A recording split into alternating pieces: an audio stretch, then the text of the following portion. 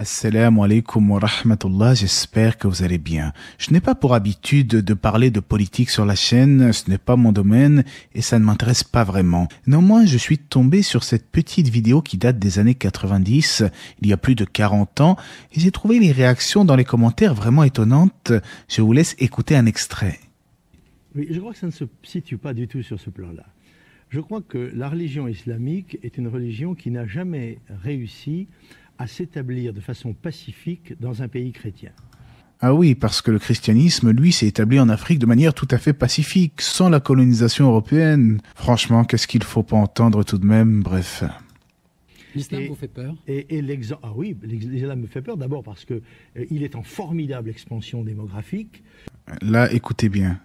Il mêle de façon en quelque sorte inextricable le social, le politique et le religieux, c'est l'islam, et l'autre où cette séparation s'est faite peut-être même de manière excessive. Ici, il parle du christianisme. Donc, en effet, l'islam est un mode de vie complet pour le croyant, mais rien dans les textes du Coran et de la Sunna n'appelle à imposer la religion aux non-musulmans. Mais concernant la séparation excessive entre le spirituel et le temporel dans le christianisme, ce qu'il souligne ici, je ne peux que le rejoindre, car depuis la séparation de l'Église et de l'État en 1905, la religion a été par la force des choses vouée à s'estomper petit à petit et on le constate jour après jour. Mais alors, pourquoi les gens ont-ils si peur de l'islam selon toi, Jean-Marie Le Pen? En fait, en y réfléchissant bien, il devient évident que l'islam est comme un miroir reflétant le passé chrétien de la France.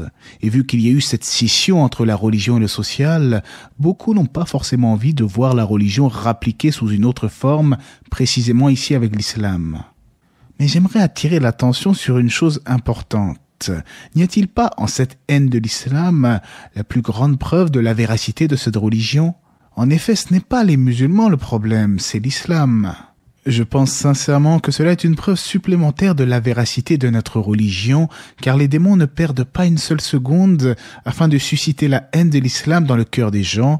Mais reprenons. Or, il faut savoir que la terre d'islam, c'est une terre sur laquelle s'applique la loi de l'islam.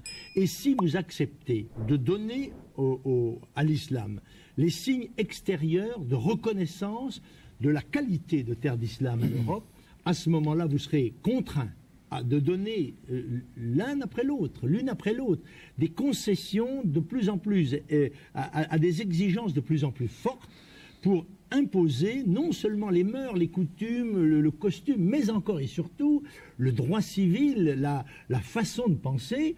Or, nous avons droit français à nos lois, à nos mœurs. Et si des gens viennent chez nous, quelle que soit leur motivation, ils sont tous astreints, comme moi je le suis quand je vais à l'étranger, à respecter nos lois, nos mœurs et nos coutumes. Mais si je vous...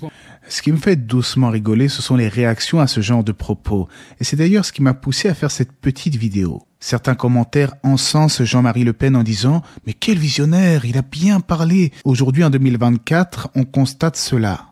Mais de quoi parle-t-il exactement? Pensez-vous véritablement que la France ne cesse de faire des concessions vis-à-vis de l'islam et des musulmans? C'est un visionnaire inversé, votre personnage ici, parce que depuis quelques années, les musulmans en prennent plein la figure et l'islam ne cesse d'être stigmatisé.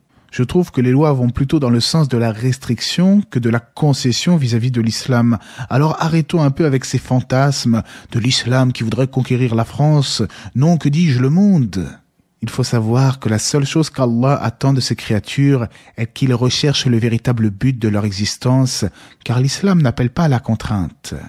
Même si la seule religion agréée aujourd'hui de Dieu est l'islam et que le Coran est le seul guide en vigueur pour emprunter le chemin du paradis, Allah nous dit dans le sens du verset et dit « La vérité émane de votre Seigneur, quiconque le veut qu'il croie et quiconque le veut qu'il mécroie. » Et Allah sait mieux qu'Allah guide ce monsieur qui n'est d'ailleurs plus tout jeune sur le chemin de l'islam et que la paix et les bénédictions d'Allah soient sur le prophète, sa famille et ses compagnons.